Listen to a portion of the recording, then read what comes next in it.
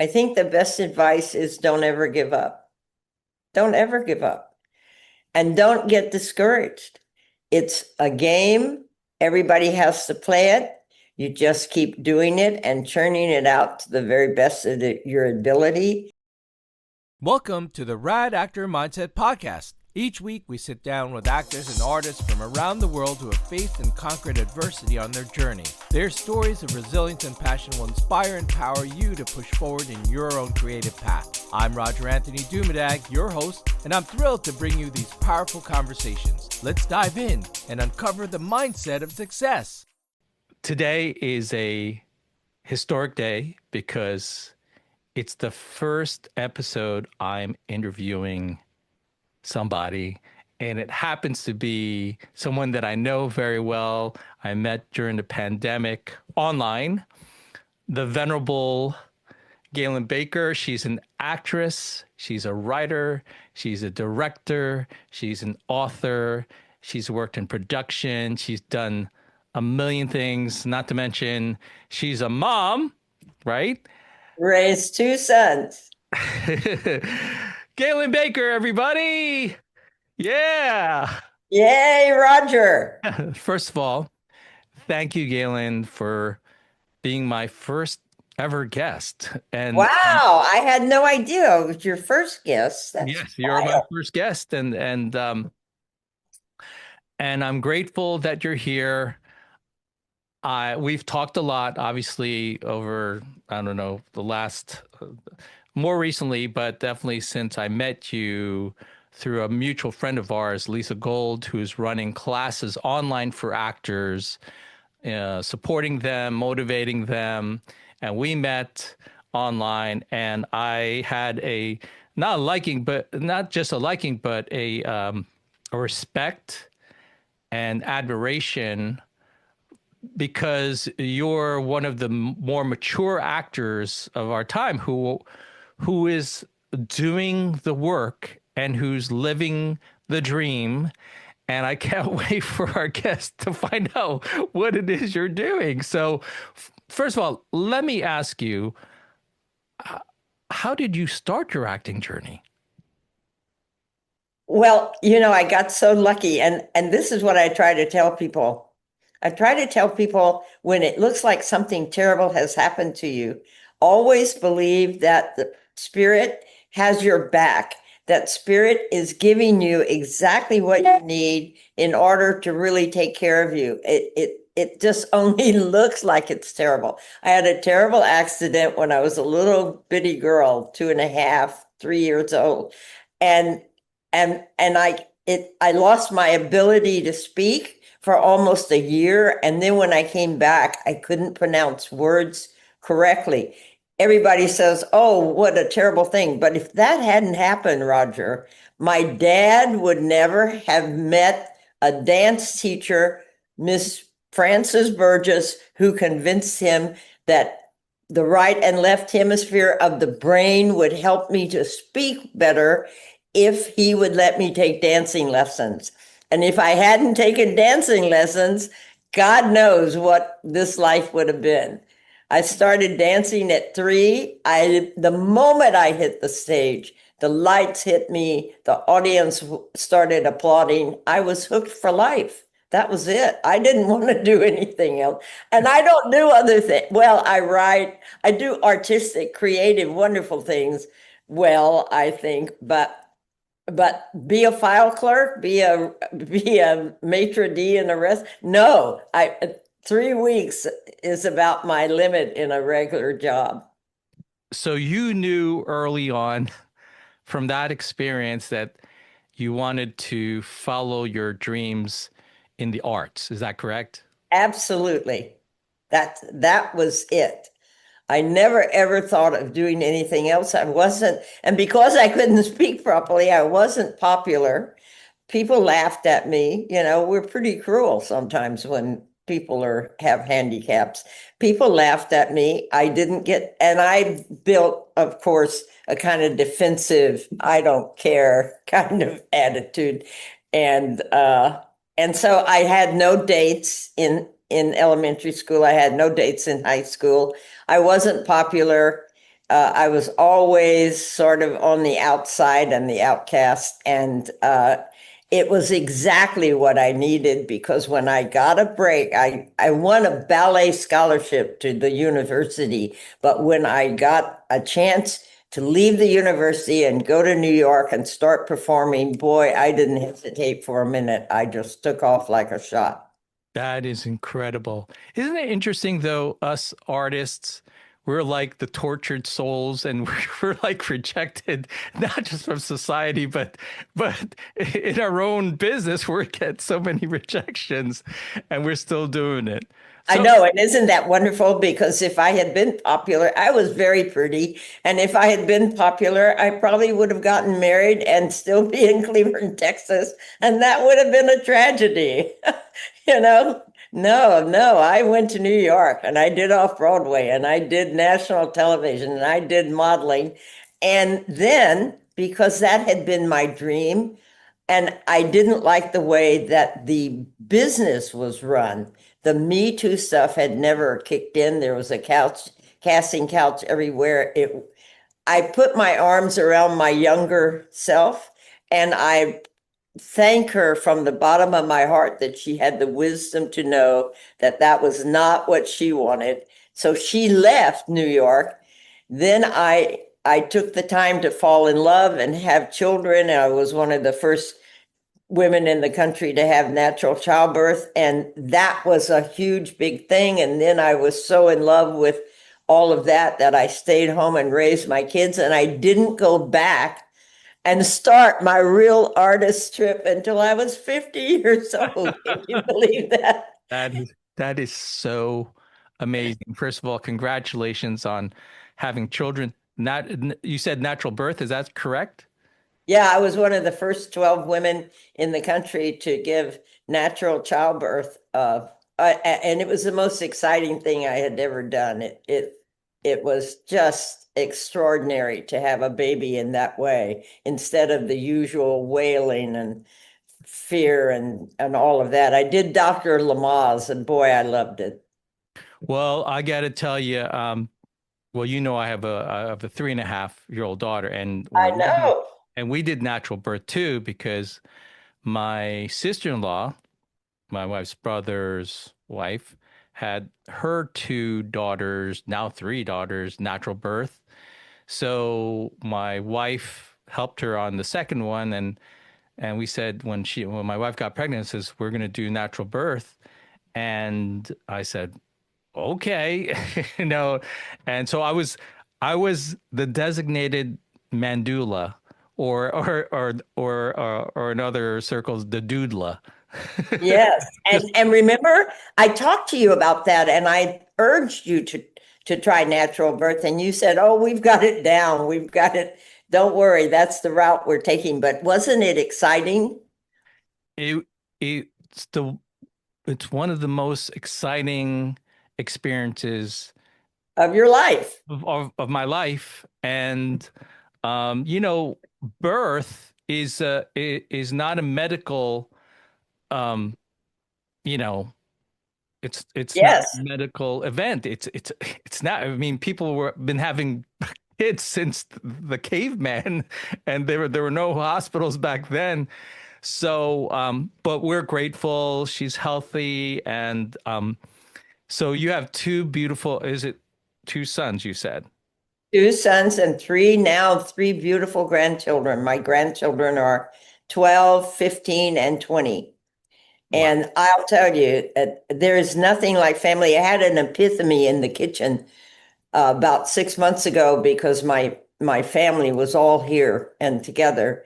And I started crying and I said, "Wow, God, you were so generous. You gave me such beautiful material to work with, and I didn't mess it up. I raised a family. We don't all agree on anything, but we all love each other so much, and it doesn't matter. And we just like to hang out, and we're best friends. And oh my goodness, yes, it that really is the epitome of the smartest thing, the smartest decisions I've ever made in my life." Well, congratulations. And who else ever agrees anyway? I mean, it's like every family is like to say, there's always going to be disagreements. So now you've raised your sons, and now you're in LA, right? You moved. I was in LA at the time, and it took me 3 years to get a job as a production assistant on a little low budget independent film because I had not gone to film school. I was already 50 years old.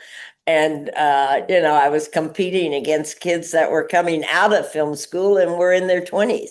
But then my hairdresser's lover's wife figured that one out, came to LA, and my hairdresser was the same. And he said to her, if you don't give Gaylynn a job on your film crew, she's probably going to jump off a bridge. She's been trying and trying.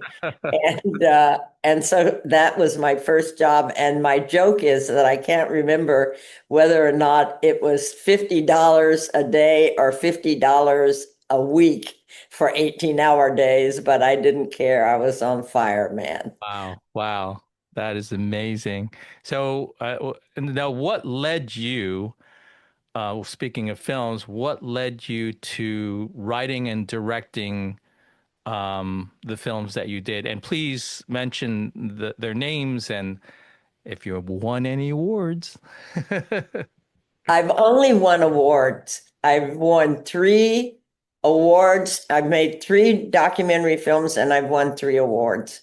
That's and the films have won awards, and it's an amazing record. And I'm just so grateful to the creator that comes through me and does this, because it's pretty thrilling to have made 3 documentaries and have them all won awards. It's truly amazing. Now, tell me about obviously they're all your babies, but if you if you had to pick one, what is the one that you take most pride in and why? Oh, I guess the last one, we know not what we do. It's now where people can see it on we know not what we do.org. I'm giving it away. I made it on a nonprofit website so that people could just go and see it. And I guess it's because the accolade film people gave me an actual humanitarian award for having made it. And here's the award that I got for having made it. And what's thrilling about it, Raj, is that they did not, it wasn't a contest. I wasn't trying to win something. It wasn't, an entry. They found me and they gave me this for making that film. That was pretty exciting. But if I had to pick which was my favorite of all the documentaries, I probably couldn't even pick one. It's like children, you can't. Of course. This one you love and that one you love for that reason and all of that. I'm so grateful. I'm just so grateful that I got a chance to do it. And after doing 11 feature films with me, I call out the name of Gary Graver. He was Orson Welles' cinematographer, and he was directing Nerds of a Feather, the first film that I got hired on. And he's the one that mentored me and took me into the film industry. As you well know, it's very hard to get into the film industry unless you have an uncle or somebody that's already in there. And so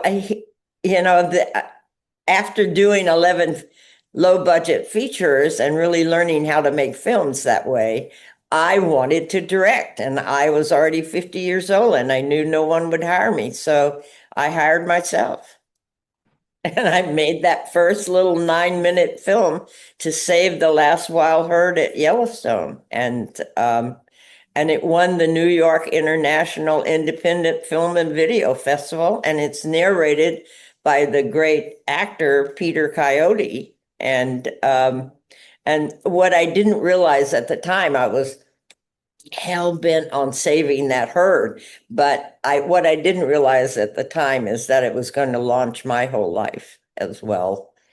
You know, it's a way, somehow when you're doing something for somebody else, it it boomerangs back to you, and then suddenly it's something wonderful for you. It always does, Gaylynn.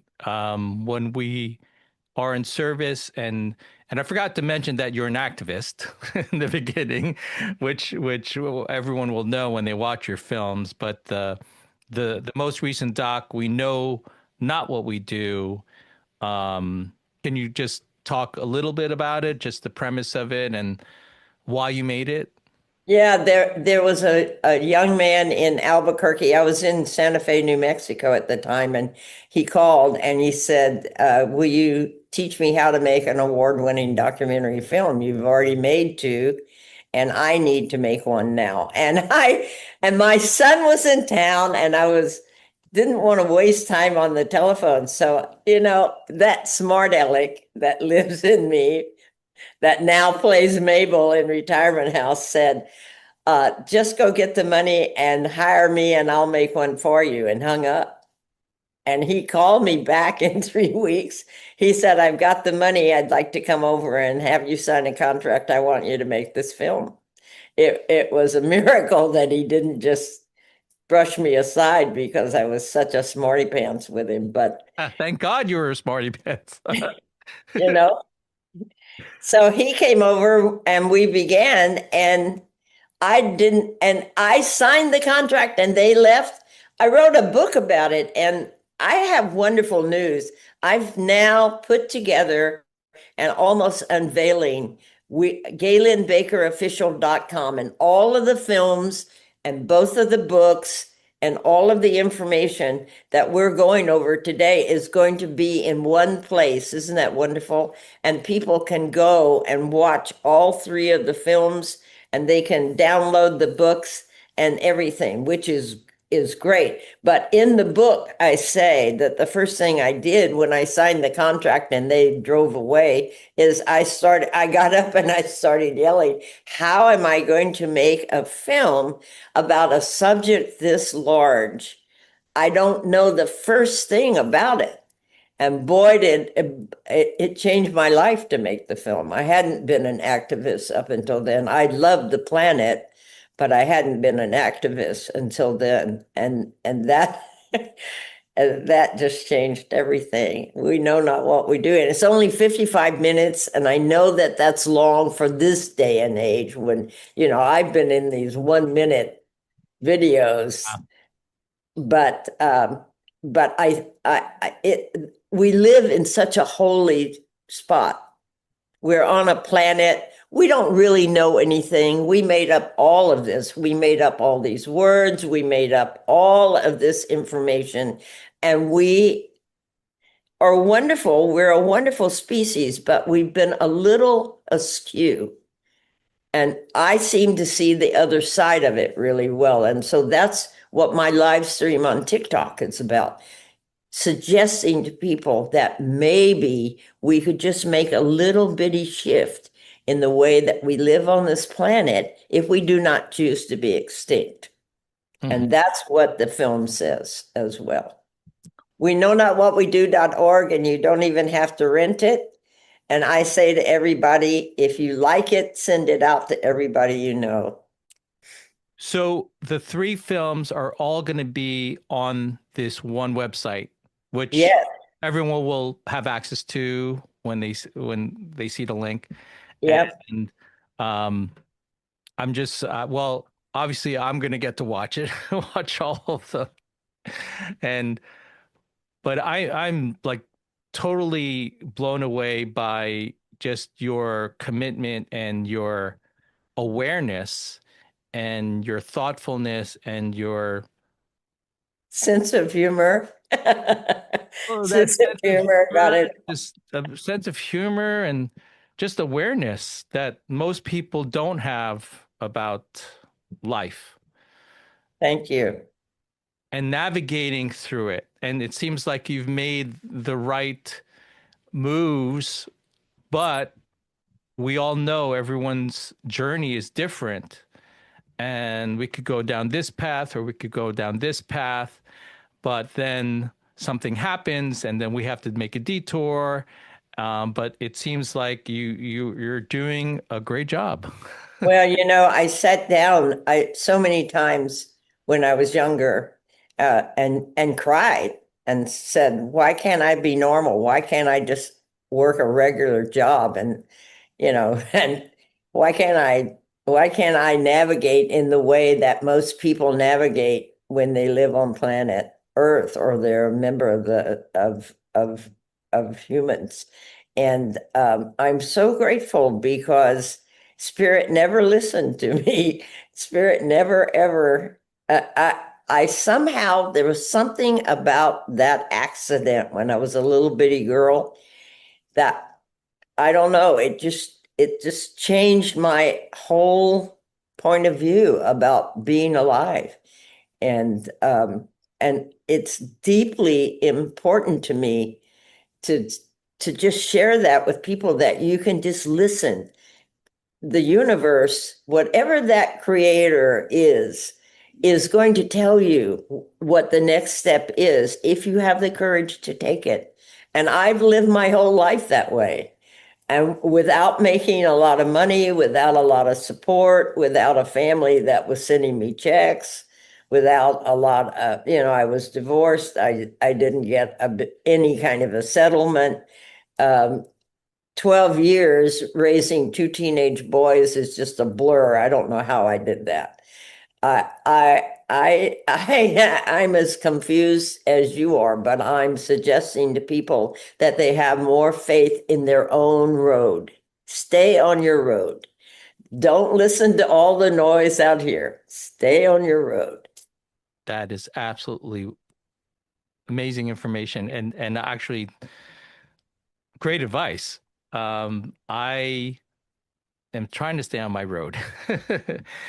I do have, gosh, there's just so many things that blow me away about your life. The I actually studied neurolinguistic programming, and I learned that a lot of the things that affect us later in life are derived from ages 0 through 7. And there are so many things that happen to us from even before we're born, even when we're in the womb up till 7, 6 or 7, that will impact us for the rest of our lives. So what you said there when you went through that traumatic event at 2.5, 3 years old, I'm sure that has catapulted you through the rest of your life, and it's inside of you. It's never left you. So I think that kind of keeps driving you. Well, So and not only that, but my dad was my big hero. No one kidded me about not being able to speak properly when my dad was alive. And then, believe it or not, I lost my dad when I was 5 years old. He just suddenly died of a heart attack. And then I was just on my own. And yeah, it's it's been the core issue of my whole life. And if you were a creator, Roger, and you wanted to get someone to speak out on your behalf or on behalf of living in a way that is more in harmony with the planet, and you wanted to have a communicator, which is basically, I think, if you boiled it all down to what I am, then how might you do it? You might take that ability away from him or her very, very early, so that communication, understanding what the other person is saying and what you're saying, becomes the most important thing in the world. it's all about communication, you know. Well, first of all, congratulations on making the documentaries, winning all those awards. And so what happened after being a filmmaker? Did you go back to LA? Was that the plan? I did. I was in Santa Fe and I had just made Buffalo and then I was in LA. I went to Santa Fe, New Mexico because of a very strange thing that happened to me. And then I was in Santa Fe for a while and I was basically instrumental in reviving. I had just come out of LA and I had just been a unit production manager and I had just worked on film. And so I suddenly was in Santa Fe, New Mexico, and I was instrumental in reviving the whole film industry there. But because I was a woman and because I was from LA, a stranger, and it's kind of a small town, I was not in favor with the powers that be, the union, general manager and whatnot. And so I had to put my own projects together. I couldn't, other people weren't hiring me, even though I had helped to start the whole industry again. They weren't hiring me. And I finally just got bored with it and said, to heck with it. I'm going back to LA where we make films. And so I came back and then I got back to Los Angeles and I suddenly thought, wow, I haven't acted since I was a kid in New York. I love acting. And I'm back in where they hire actors. So I think I'm going to see everybody in my age range is either retired or dead. I'm going to try acting again. And so I started auditioning for acting, and I was doing about 8 or 9 auditions a week at that time because it was before COVID and everything was booming in LA. And then I suddenly got a wonderful opportunity to do 2 shoots for a retirement house, and it went viral overnight. And 3.5 years later, I am still Mabel dancing on tables in retirement house. And I'm a comedian, and I never thought of myself as a comedian. My mother used to tell me I was a comedian, and I would cry because I was so serious. Isn't that funny? That is hysterical. Now tell me how many views and how many followers for Retirement House on TikTok? Because this is amazing. Well, on TikTok, about 10,000, on on all the social media platforms, 100,000. No, wait, not 100,000. 1 million, 10 million followers. 10 million. I know it boggles my brain. Right, I know. It's 10 million followers and over 3 billion views Right. all around the world. I And want to come from your mouth. people love us. It's amazing to me. We first got a write-up in the New York Times. We've been on Good Morning America. We've taken free trips to the Bahamas and to the Caribbean. I mean, it's people recognize me, and my grandson thinks that's the cutest thing in the entire world. He's my biggest fan. He's 12. I am so happy for you, Gaylynn, because for anybody to be on a TikTok show that's getting, millions of views, billions of views, and all these followers, and you're like a household name, that's amazing. So congratulations on that.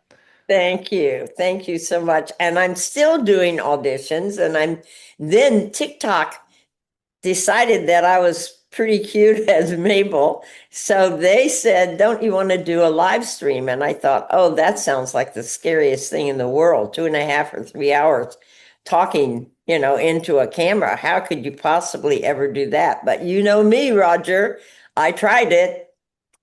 I love it. And now I am so proud to tell you that as of today, I am getting my first sponsor, and I've already gotten 8,000 followers, from 300 followers to 8,000 on my own. I'm 8,000, yes, 8,000, not 8 million. 8 million to be in the future, in the near future. Congratulations, Gaylynn. It's a historic day for me. It's a historic day for you. I'm so happy for you, and you deserve all of this because you worked hard.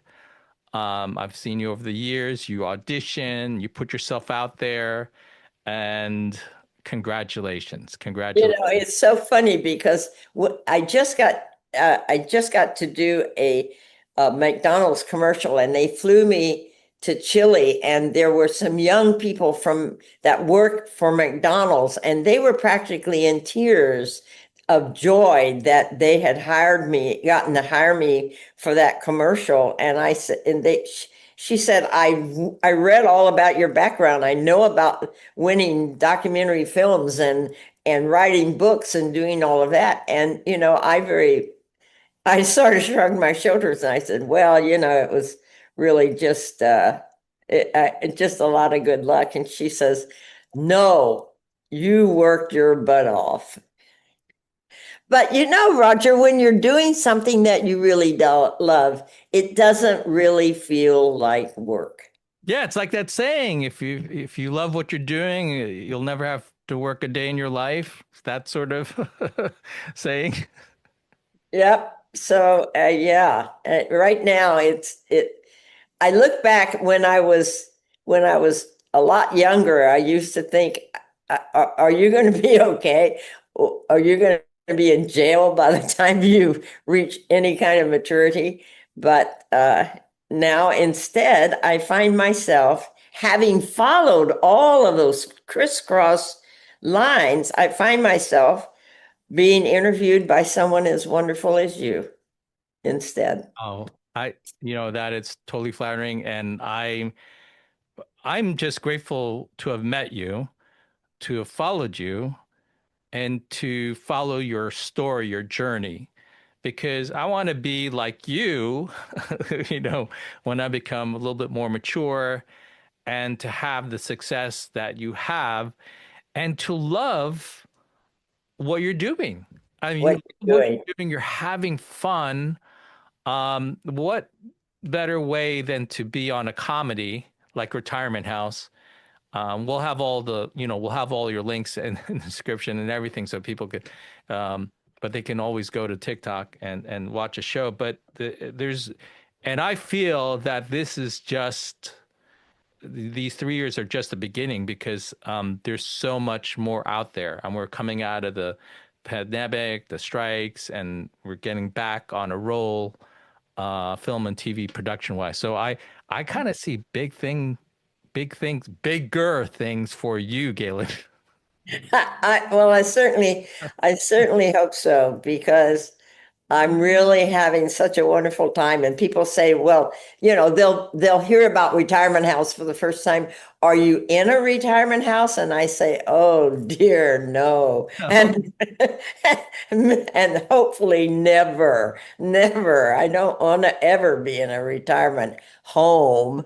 It's a comedy. It's just spoofing, and it's been such good practice because it's very fast and we don't practice, and it's improv, and they write the script. And also it's very exciting because it's young people, and and and it's older people and actors working together to create something very funny. And we've had some wonderful comments. A nurse said, we take it into the ICU at my hospital, and people actually start coming around because of the laughter, of the feeling of joy. And it just, I don't know. I don't know how I could be more blessed than I'm feeling these days. And it's also a very young product that's the new sponsor, and it's organic, and it's everything is just fitting like a Rubik's cube right now for me, and it's so exciting. It is exciting, and I can't wait to keep hearing about all these wonderful things that keep happening to you. You know, I hope to have you as a guest, in a future episode too, because I want to hear. Oh, Roger, by the way, this happened to me. Um, oh, by the way, can you just talk a little bit about the Eric Roberts? Oh, well, I was so lucky because I really wanted that McDonald's commercial because they were going to fly whoever got it, they were going to fly her to Chile.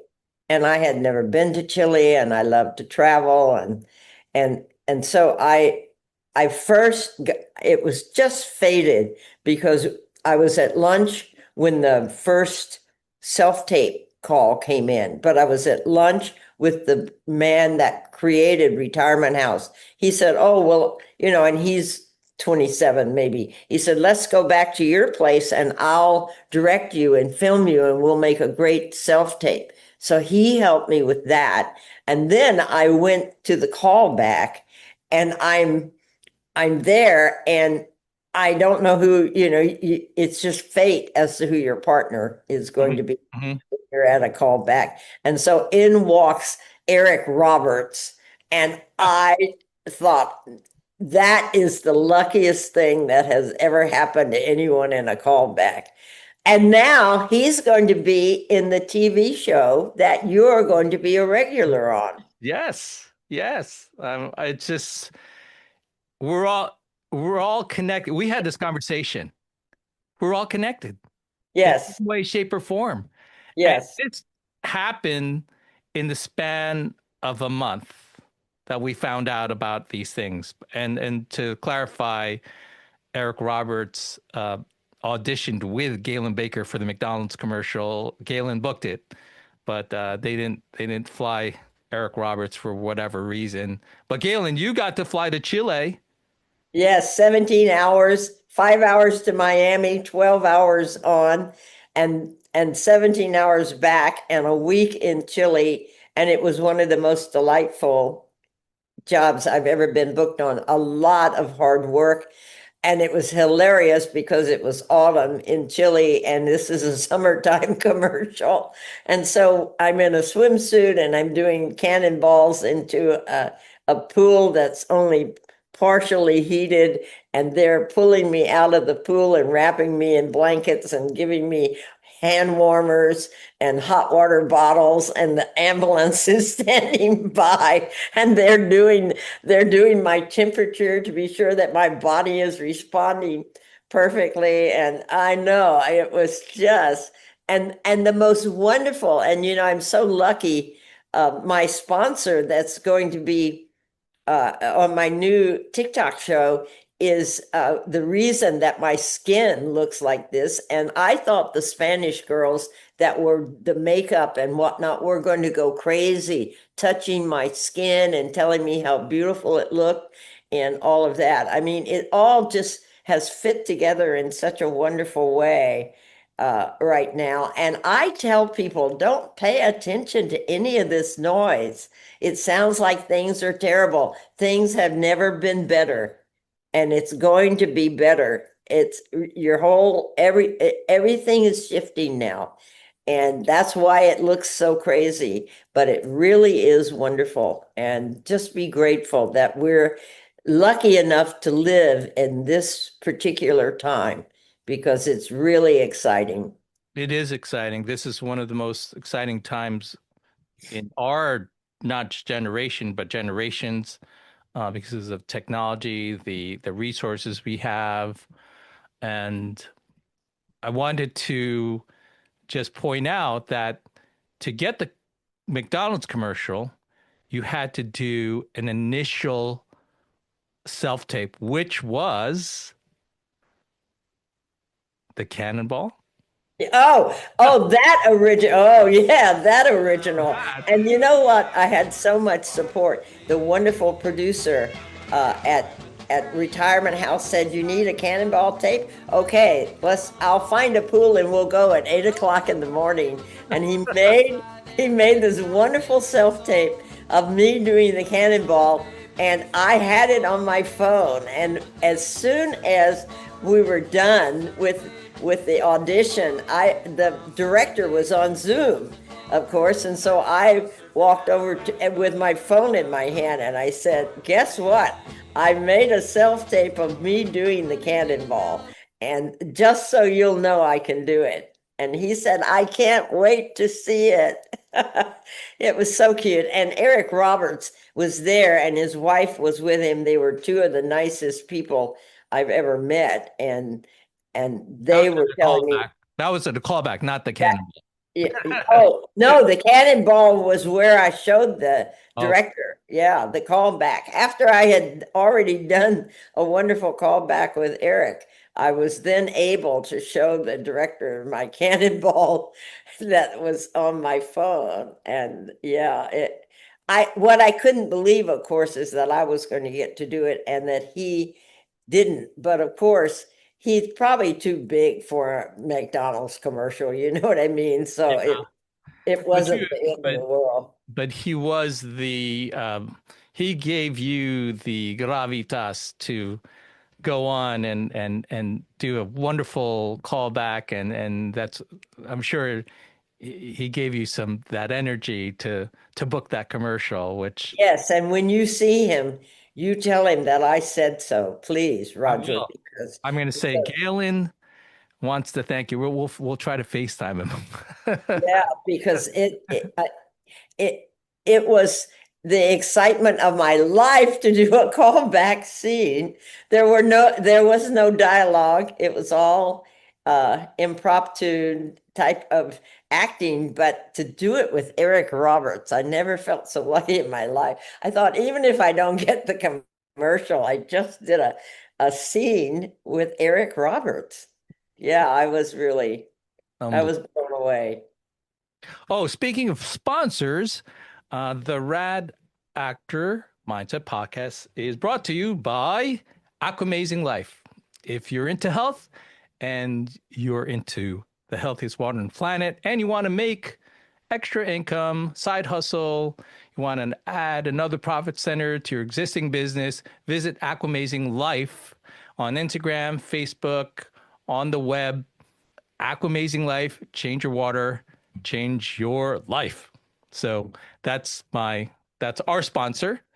Back to Gaylynn. Gaylynn, this has been amazing. We could talk forever, actually.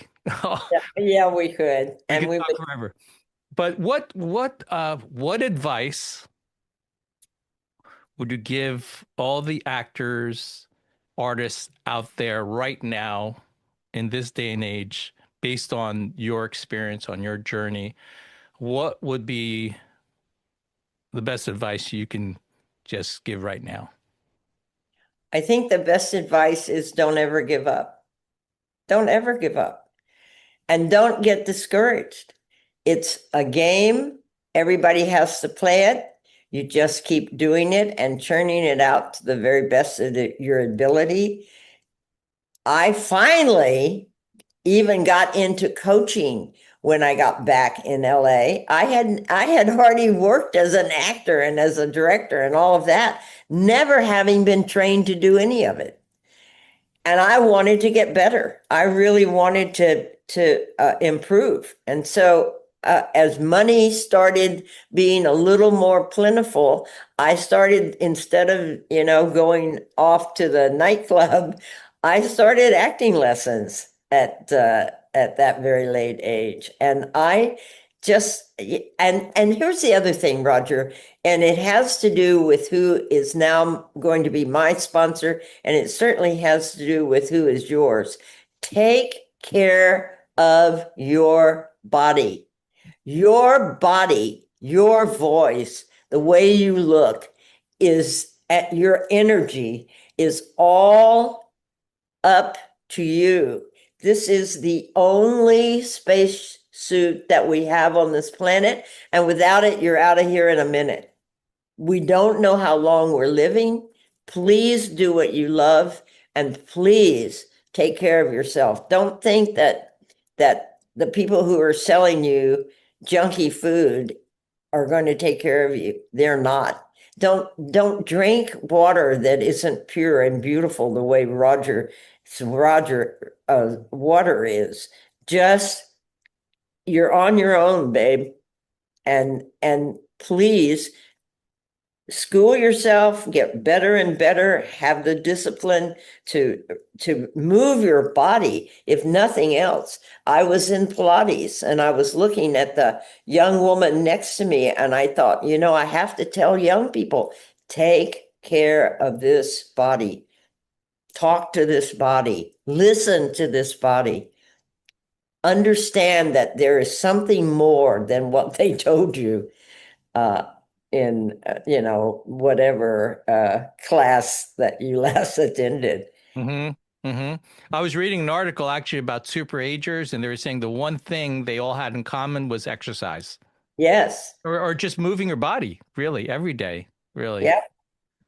Yep. I started dancing. I went to yoga. I went to rebounding. I created a rebounder and did that for 10 years.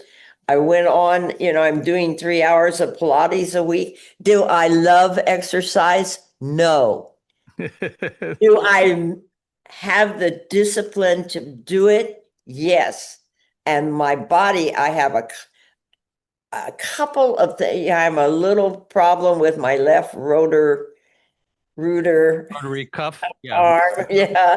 And but I've been, thank you God, extraordinarily healthy, and I have kept moving. And when you're younger, no, it doesn't matter as much, but it really does matter as much. You just don't realize it. But when you get older, you have to keep moving, or your body is just going to shut down on you. Goes into atrophy. Yeah. Well, there you have it from Gaylynn Baker. Gaylynn, you have... You know what they called me in school? Gaylynn Baker, the troublemaker. Even till today, huh? Do they call it? Yeah. Still causing problems. On Retirement House.